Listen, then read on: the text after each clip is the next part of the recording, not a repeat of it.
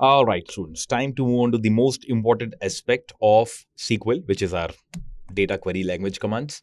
The select command, right? The select command is used to retrieve data from the database. Now, the database has been created, the data has been inserted into it, and the database is ready to be used. Now, we are moving on to retrieval of the data. Let's see how. Okay, now let's look at the syntax, some basic syntax for select. Obviously, we start with the select command, which is our DQL command. Now, once we write select, then we had to write the column names separated by commas. We'll see some examples. The syntax goes like select column names, example, which columns are required. Example, the product ID, customer ID. That is, I'm giving the command to SQL that select the product ID column, select the customer ID column, right? And if I give something like star, it means that select all the columns. It calls for all the columns in a certain table. Now, once you define the columns, the next thing is you to define which table are you addressing, from where are you basically trying to retrieve this, because there are multiple databases. In multiple databases, there are multiple tables, right? So which particular table are you trying to address is something that needs to be defined by giving the table name over here, name of the table which needs to be addressed. So the syntax goes something like this, that select star from table name, which means that select all the columns from the name of the table which is given to you. Now, if not star, you have to give the exact name of the columns which you want to retrieve. Let's look at some examples.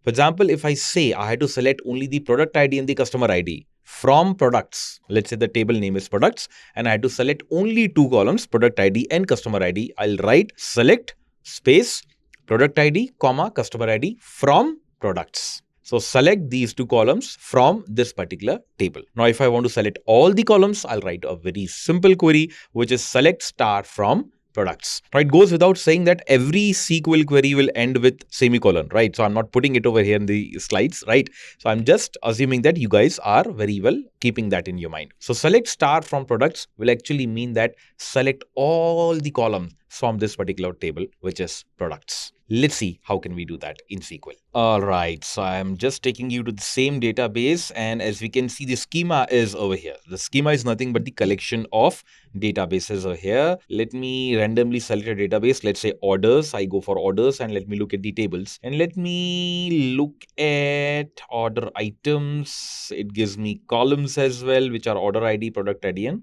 product quantity. Okay, let me try and go for a bigger data over here. I don't think I'll be able to find that in orders. Let me go for HR employees, and in the employee database which I just created. Okay, employee ID, first name, last name, email, and phone number. So let's say I just want the basic details of all the employees. So what I'll do is I'll go for the select query. I've already given this command, use HR employee. Right, we have to give this command. We start with this, right? We have to define the database in which we are working. So I'm using HR employee database. Control enter is going to run this. As you can see that we have started using this particular database.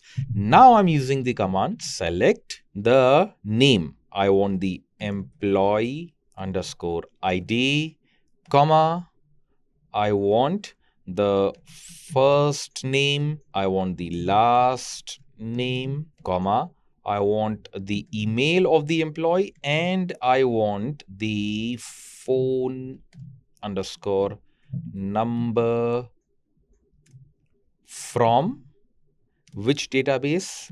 Employees, right? Now I end this with semicolon, I run this, something like this will appear. Now the entire table is basically selecting only those columns which I've instructed it to. Right. For example, employee ID, first name, last name, email, and phone number. Right. Now, phone numbers are stored in this way. That is problem with the database over here. But let me rename this. Let's say I want, apart from phone number, I also want, let's say, their hiring date. On which date have they joined the company? Right. So sorry, I'll just take it over here. Right. So I'll make it hire underscore date. Now, if I select this and run this, now as we can see that there is hire date coming over here as well, right? Now, if I remove everything from here and go for just a simple command that select star from employees and run this, I can see that everything which is stored against an employee in that database in the table named employees is being retrieved over here. Okay, so either you can select this entire table or select a part of this table using the select command. Okay. All right. Now let's move on to how can we filter our selection? How can we select a specific level of data? That is, I want a certain conditional data. For example, I want data of all the employees who are under a certain manager or who are in a certain department or who are above a certain salary range. How can we do that? Let's see that in the next video.